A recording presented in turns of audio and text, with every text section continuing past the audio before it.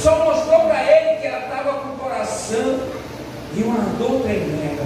Louvado seja Deus.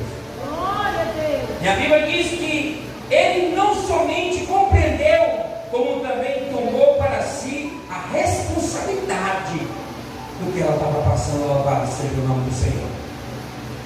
E a Bíblia diz que por causa dessa sensibilidade e disposição de Sulamita, ela conseguiu a vitória que ela tanto queria. Louvado seja Deus. É igual eu e você, irmãos.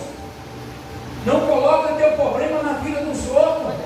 Não coloca a tua situação na vida dos outros. Busca o Senhor.